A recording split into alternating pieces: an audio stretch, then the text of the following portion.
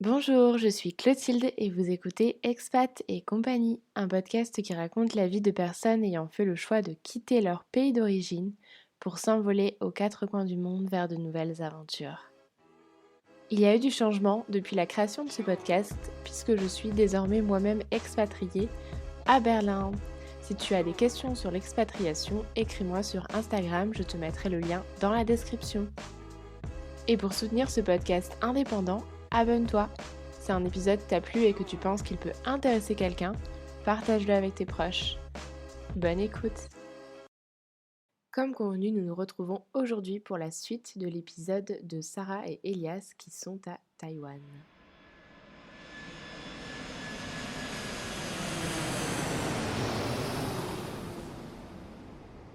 En soi, je pense que le message important là-dedans, c'est que tout est possible. On en connaît plein, des gens comme nous qui ont débarqué sans parler le mandarin, etc., et qui ont réussi à trouver un travail qui leur plaît. Mais même si c'est possible, je pense que ça demande un Un sacré effort. investissement Un Oui. sacré investissement, un sacré effort. Déjà, un effort d'adaptation par rapport aux codes du pays. D'ailleurs, est-ce qu'il y a des codes spécifiques du travail à respecter quand on veut travailler à Taïwan? Alors, c'est un sujet super intéressant. Moi qui viens des ressources humaines, j'adore j'adore comparer le système français et le système taïwanais. Ici, déjà, on est en 40 heures par semaine. Le 35 heures, on ne sait plus ce que c'est. Et ici, la première année du contrat, on a 3 jours de congés payés les 6 premiers mois et 4 jours les 6 autres premiers mois, ce qui fait 7 jours par an. Ah oui. Et on passe à 10 jours de congé au bout de 2 ans. Et après, il me semble, je ne suis peut-être pas assez bien renseignée, qu'on n'augmente plus beaucoup de jours de congé. Après, il me semble que c'est un jour de congé par an supplémentaire. Enfin, Voilà, un c'est jour de ça. congé supplémentaire tous les ans. Et je crois qu'il y a une limite de 30 jours, quelque chose comme ça, qu'on ne peut plus dépasser pour ceux qui ont fait toute leur carrière dans une boîte. Donc vraiment, le rythme de travail est différent. En plus, donc pour ma part, Elias, peut-être parce que c'est pas pur taïwanais, ton entreprise, je ne sais pas, mais moi, je dois clock in et clock out, donc pointer sur une machine dès que j'arrive au travail, dès que je repars. J'ai pas intérêt à oublier. Et c'est vraiment plus surveillé. Si par exemple on veut partir avant pour un rendez-vous, alors c'est pas des monstres non plus, mais il faut poser une heure. C'est dans la culture la règle est la règle et il n'y a pas le manager qui va dire oui bah tu peux partir avant cette fois-ci ou quoi que ce soit. Là-dessus on est vraiment différent. Mm. Et puis même nous qui en plus étions dans des plutôt grandes entreprises en France, on avait plus de liberté. Sur les horaires, etc., on arrivait quand même à avoir un petit peu ce qu'on voulait, on s'arrangeait en fonction de notre quantité de travail. Ici, c'est vraiment, on a nos horaires et il faut faire notre quantité de travail dans ces horaires. Sinon, après, c'est de l'overtime, c'est des heures supplémentaires, payées ou non, ça dépend du travail qu'on fait. D'accord. Et en termes d'attitude, de code vestimentaire, est-ce qu'il y a des choses significatives à noter? Non, non, après, de ce côté-là, il y a peu de différence. Comme ça, on l'a dit, c'est surtout au niveau des horaires la grande différence. La culture du travail en soi est pas exactement la même, mais non, sinon, il n'y a pas d'uniforme, pas de ce genre de choses. Est-ce que vous avez des loisirs en dehors du travail? Alors, moi, à Taïwan, j'ai découvert plein de choses. J'ai eu la chance de rencontrer une franco-portugaise qui donne des cours de yoga, de pole dance, de cerceau, de tous ces thèmes-là, du yoga aérien ici. Du coup, je me suis mis au yoga et je trouve que c'est super parce que par rapport au rythme de vie que j'avais à Lyon, le stress du travail, de la fin d'études, etc., c'est pas un sport vers lequel je me serais tournée. Et ici, je trouve que ça va totalement avec mon mode de vie, avec le calme qui réside à Taïwan. Donc, quand on fait yoga au parc, c'est vraiment, on voit de loin un groupe de personnes âgées qui fait du tai chi, des musiciens de l'autre côté, puis il n'y a personne pour embêter, pour se moquer, pour juger. Donc, moi, voilà, j'ai découvert ces sports-là, un peu de méditation, enfin, la méditation, puis le yoga, le cerceau, tout ça, qui sont, je trouve qu'ils vont bien avec le mode de vie taïwanais qui est de savoir méditer, bien dormir, respirer, aller dans un parc, etc. Donc moi là-dessus, je trouve que Taïwan m'a apporté beaucoup parce que j'ai découvert des activités vraiment cool et en plus bénéfiques. moi, j'étais resté sur le sport que je pratiquais quand j'étais en France. Je faisais pas mal de rugby. J'ai trouvé quelques clubs ici, même si c'est clairement pas le sport national. Mais en dehors de ça, non, on n'a pas trop d'habitude. Enfin, moi, j'ai pas trop d'habitude Et là-dessus. alors, c'est quoi le sport national? Excellente question. Le baseball. Ah oui, le baseball, oui. Ici, le baseball. Ah, Baseball, basket également. Baseball, basket. C'est Sport très très américain. comme américain, l'Amérique, oui, du Nord. pourquoi cette Ouais. influence américaine, vous savez? Ouais, je crois que c'est lié à l'histoire. Alors, j'ai vraiment peur de dire une bêtise, j'espère. Personne ne nous en voudra. Ouais. En gros, ce qui s'est passé, c'est que Taïwan était en conflit avec. D'ailleurs, c'est un peu comme ça que ça s'est créé. Taïwan était en conflit avec la Chine. On avait d'un côté la Chine très communiste, et de l'autre côté, qui est-ce qui est arrivé à la rescousse de Taïwan anticommuniste? Forcément, c'était les Américains qui ont fourni des armes, bon, pas mal de choses liées à l'armée. Et puis, en plus, ils ont apporté toute cette culture, ils ont apporté leur sport, ils ont apporté une certaine manière de vivre, etc. Alors, c'est ce que j'ai pu comprendre, en tout cas en visitant quelques musées. Alors, ça ne parle pas beaucoup en français dans les musées, donc beaucoup d'interprétations. Mais, Très bien, merci pour ces explications. On n'en a pas encore parlé. Euh, Est-ce que vous avez déjà eu besoin au niveau de la santé, d'aller voir un médecin ou un spécialiste à Taïwan? Et si oui, comment ça s'est passé? Alors oui, moi j'ai été malade il y a 2 mois. Alors j'avais une petite grippe, un petit rhume. Et du coup, c'est très pratique parce que moi, je me suis tout de suite dit, mais quel médecin je vais aller voir? Comment on trouve un médecin généraliste ici? Et puis, comment je vais faire? Et au final, j'ai une collègue qui m'a expliqué, elle m'a dit, écoute, il y a des médecins dans tous les quartiers. C'est très facile. Elle m'a tapé le mot en mandarin sur Google et puis j'en avais un, mais vraiment en traversant la rue. Et c'est sans rendez-vous. La plupart des médecins parlent anglais, vraiment quasiment tous, j'ai l'impression. Là, j'avais de la chance parce que l'assistante d'accueil, elle parlait aussi anglais. Et du coup, c'était très accessible, très simple. Euh, et puis, super. Et puis, la différence rigolote, alors moi, j'ai tout de suite appelé ma mère pour lui dire, c'est qu'à Taïwan, on n'a pas une ordonnance, on ne va pas à la pharmacie. C'est le médecin qui prépare les petits sachets avec les médicaments. Donc, moi, je me demandais pourquoi j'attendais après le rendez-vous, après avoir payé. Et en fait, il nous donne 3 cachets par jour pendant 6 jours, et ben, il va nous donner la quantité de sachets à déchirer avec les cachets dedans, directement chez le médecin. Donc ça, c'est assez pratique. pas de gaspillage, pas de tricherie. C'est ça. Et puis au moins, on n'a pas une armoire à médicaments qui s'entasse et qui gaspille. C'est pratique, c'est pratique. Et donc, tu parlais de relations avec tes collègues. Est-ce que ici, vous avez réussi à vous développer un cercle d'amis proches taïwanais ou plutôt expatriés? Dites-moi tout. Alors, on s'est effectivement développé un petit cercle d'amis. Je dirais principalement français quand même. On a rencontré quelques Taïwanais, ça reste assez rare. Après, le jeu de l'expatriation, ça reste quand même de rencontrer des gens, de les voir partir, d'en découvrir des nouveaux. Donc, ce qui est sympa, c'est de rencontrer des gens qui sont exactement dans le même, comment dire, qui sont exactement dans le même bateau, qui sont, je dirais, plutôt jeunes, qui sont à la recherche d'un travail ou qui viennent de trouver un travail, etc. Donc oui, de ce côté-là, on a eu également de la chance. C'est vrai qu'on s'est bien entouré. On a dit au revoir à quelques personnes, mais on s'est bien entouré. Oui, dernièrement, ça a été plutôt les adieux au fur et à mesure et les allers-retours pardon, à l'aéroport. Donc, Oui. donc, il faut qu'on se recrée un cercle social. Mais c'est vrai que oui, on rencontre quand même pas mal de gens. Quand on sort, on parle facilement avec d'autres personnes qu'on recroise au même endroit. Donc, c'est très sympa. Puis même nos collègues, certains collègues sont devenus amis. Donc, Oui, oui.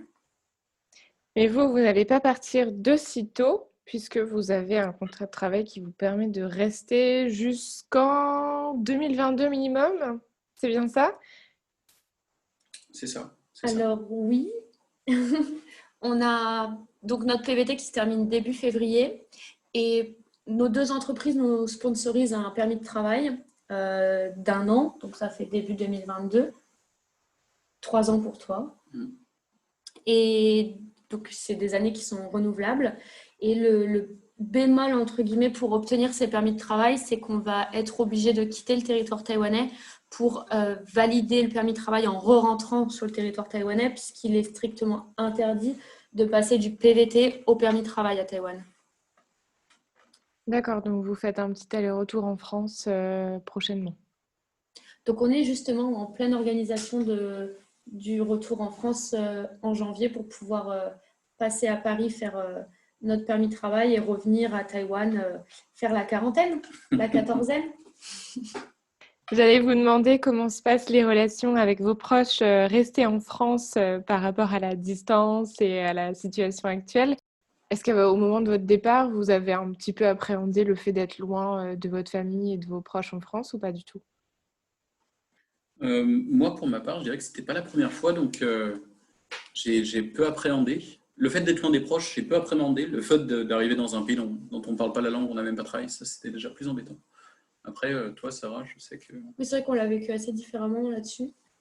Et parce que, oui, tu étais déjà partie, etc. Moi, j'étais.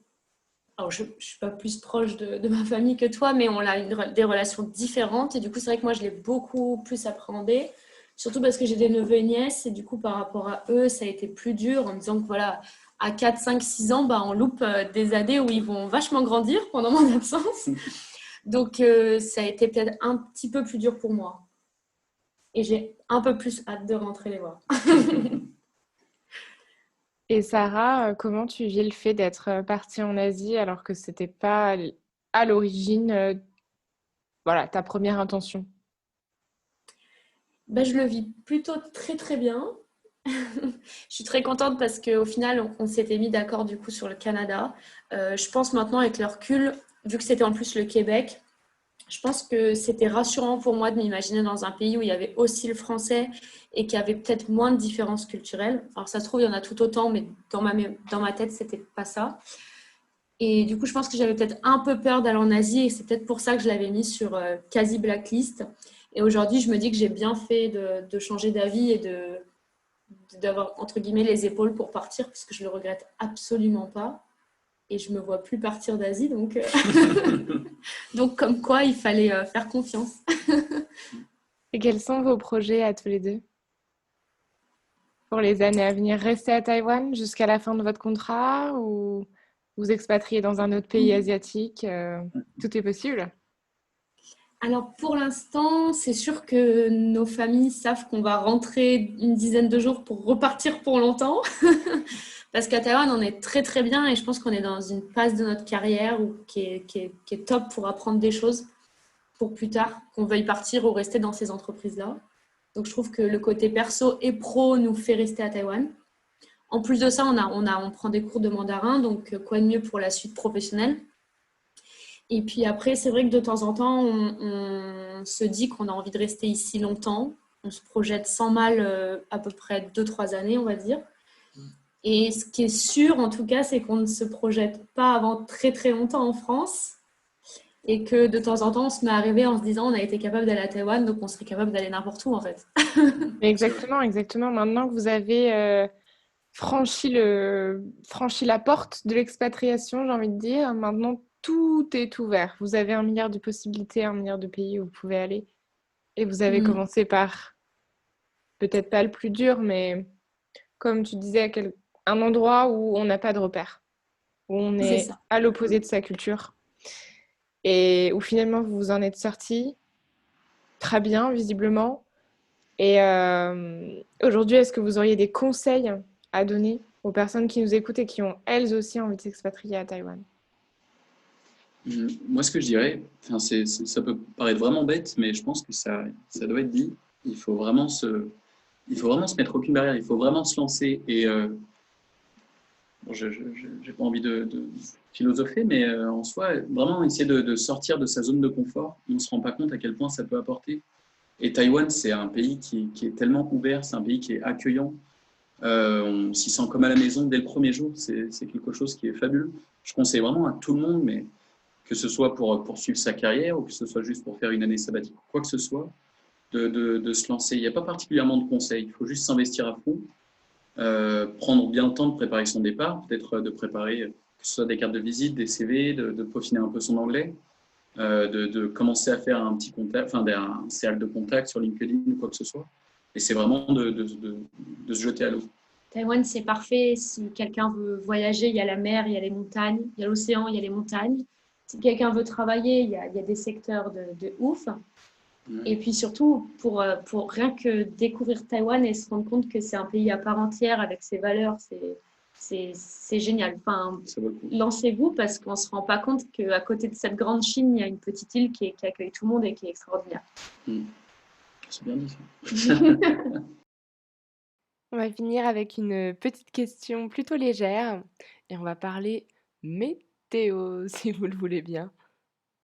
Concernant la météo à Taipei, on n'a pas, grosso modo, on n'a pas les 4 saisons comme on a en France, été, printemps, etc. Ici, on a l'été quand il fait chaud et on a l'hiver quand il pleut. Donc, c'est vrai que l'hiver, il ne fait pas très froid. Là, actuellement, il fait dans les 20 degrés.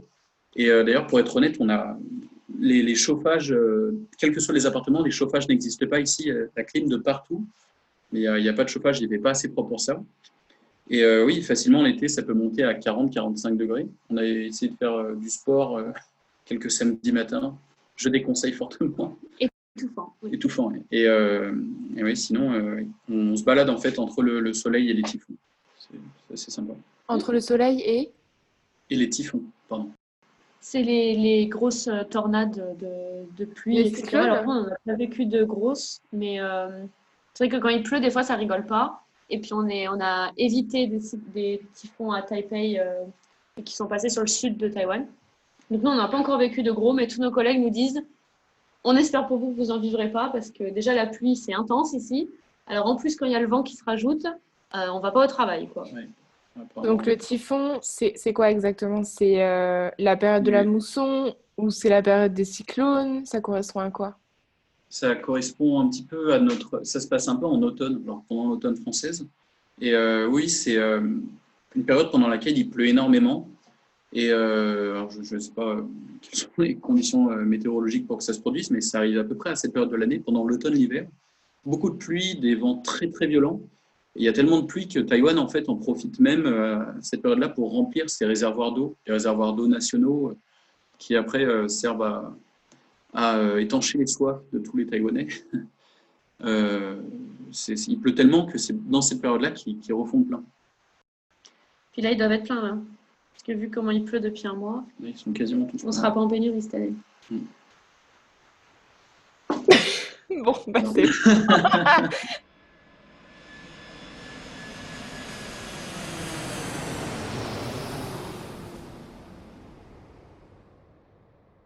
Et on peut passer maintenant à la petite interview dans l'interview. Est-ce que vous êtes prêts? Oui. Ready. Quel est votre endroit préféré dans le monde? Les îles Pescadores, ouais. C'est des petites îles qui sont à l'ouest de Taïwan, des petites îles taïwanaises qui sont à l'ouest de Taïwan. Ça respire les vacances, ça respire la mer, ça respire la paisibilitude. C'est là où vous êtes allé en vacances ou visiter? Oui, on y allait en vacances avec nos amis français qui sont partis. Ouais, on a fait un peu de plongée, on a découvert quelques tortues. On a fait le tour de l'île en scooter, il faisait beau et il faisait chaud, la mer était magnifique, les paysages à couper le souffle, il y avait de tout. Et surtout, les gens nous ont accueillis, alors que ce soit le loueur de scooter, notre Airbnb, tout, ils ont été mais d'une gentillesse. Moi, ça m'avait mis un soir, j'ai pleuré tellement on ne m'avait jamais accueilli comme ça à l'étranger et quelque part dans le monde. On est accueillis par nos grands-parents de partout dans le monde. C'est trop beau. Et du coup, quelle est votre meilleure découverte culinaire à Taïwan? Alors, on n'est pas d'accord, mais moi, c'est les dumplings. C'est les petites pâtes cuites à la vapeur avec à l'intérieur, il y a du cabbage ou des épinards ou du bœuf. Et c'est... moi, j'en mangerai tous les jours. Pour ma part, c'est le Julo Jianbao. C'est un petit bun qu'ils font à la fois cuire à la vapeur et à la fois frire en même temps. C'est quelque chose qu'on n'a pas en France. À l'intérieur, ils mettent de la viande de porc, des épices, etc. Et donc dans les deux cas, c'est quelque chose qui est vraiment pas cher, quelque chose qui est très, très traditionnel. Tout le monde connaît, tout le monde en mange régulièrement. Et oui, pour le coup, c'est ce qu'on a préféré. Oui, c'est comme un petit snack. Exactement. Et à l'inverse, quelle est votre pire découverte culinaire à Taïwan? Alors, moi, j'ai fait la découverte des pâtes de poulet. Alors, dans un night market, bien sûr, on ne parle pas la langue. Eux, bien souvent, ils ne parlent pas l'anglais, on ne peut pas leur en vouloir. J'avais vu du poulet quelque part, j'en ai pris, et puis au moment où je l'ai mis dans ma bouche, je me suis rendu compte que c'était assez caoutchouteux. En fait, c'était des pattes de poulet. Alors, il y avait encore les, les petites griffes au bout des pattes. Ça, c'était quelque chose, mais ça m'a fait vraiment bizarre pour le coup. C'était pas bon? Moi, C'était, c'était pas bon. je ne recommande pas. Moi, c'est tous les restaurants où c'est écrit qu'en chinois et que Google Traduction ne veut pas m'aider et que du coup, c'est trop épicé. Et que je pleure et que je ne peux pas manger tellement c'est épicé. C'est épicé ou c'est pimenté? Pimenté, pardon. Pimenté? C'est pimenté. Ok, d'accord. Palais sensible, s'abstenir. Exactement. Attention lors des commandes au restaurant. Et alors maintenant, je vais vous demander de nous raconter une anecdote d'expatriation qui vous est arrivée à Taïwan. Qui est-ce qui veut commencer? Je vais bien commencer. Moi, c'était une anecdote. Je pense que ça résume vraiment bien le pays et c'est peut-être une des raisons pour laquelle on aime tant être ici. Peut-être un mois après notre arrivée, j'avais perdu mon portefeuille. Donc, dans mon portefeuille, forcément, j'avais mes papiers français, j'avais tout. Forcément, je commençais un petit peu à paniquer. Et puis, on se projetait en France. Dans mon portefeuille, j'avais de l'argent, j'avais mes cartes bleues, etc. Et au final, peut-être une demi-heure plus tard, quelqu'un m'envoie un message sur un réseau social. Et cette personne avait juste trouvé mon portefeuille. Du coup, m'avait dit, je peux te le ramener, il n'y a aucun souci. Il m'a ramené mon portefeuille, rien ne manquait. Et en parlant avec des collègues un peu plus tard, il me dit, c'est quelque chose de tout à fait normal en fait. Et pour moi, c'est quelque chose qui m'a vraiment marqué. Ça fait partie de ce sentiment de sécurité qu'il y a à Taïwan. C'est venu dans l'esprit de personne de voler ce portefeuille, quoi. C'est absolument, ça aurait été aberrant, ça aurait été impossible. Voilà pour mon anecdote. Très belle anecdote. Merci. Avec plaisir. Et moi, j'ai tellement eu d'anecdotes et de bons moments que ça a été très, très difficile de choisir, mais je me rappellerai juste toujours de notre arrivée à Taïwan parce que j'étais paniquée, j'étais fatiguée avec le décalage, j'avais peur, il faisait nuit, on avait couru pour prendre le dernier métro qui partait de l'aéroport parce que l'aéroport est très loin ici. Et au final, on a rencontré 4 ou 5 personnes en sortant du métro jusqu'à notre auberge de jeunesse parce qu'on n'avait pas de 4G, rien. Et tout le monde a voulu nous aider. Ceux qui parlaient anglais, ceux qui ne parlaient pas anglais, tout le monde est venu nous voir en nous demandant où on allait, etc. Tout le monde nous a fait faire un bout de chemin, un peu en se passant le relais, d'une gentillesse, et ça m'avait touchée. Et là, je me suis dit, OK, le voyage commence, l'expérience commence. Finalement, on se rend compte qu'il y a une grande gentillesse de la part de cette population et vous semblez hyper, hyper bien. Exactement, exactement. Oui.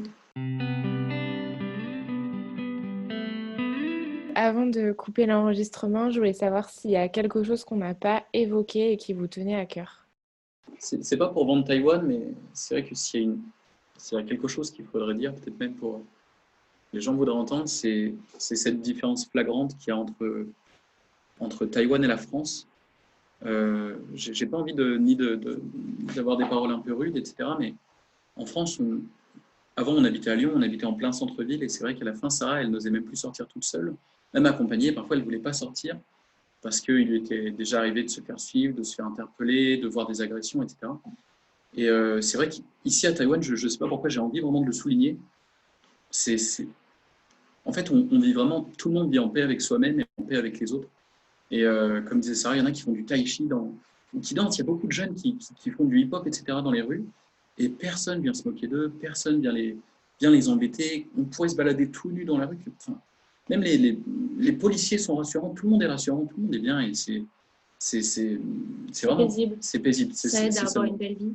Et moi, je rajouterais juste que si les filles veulent venir toutes seules à Taïwan, qu'elles n'hésitent pas, puisqu'ici, c'est pas un pays qui ferait peur pour qu'une fille s'expatrie, elle se sentirait vraiment en sécurité, toute seule.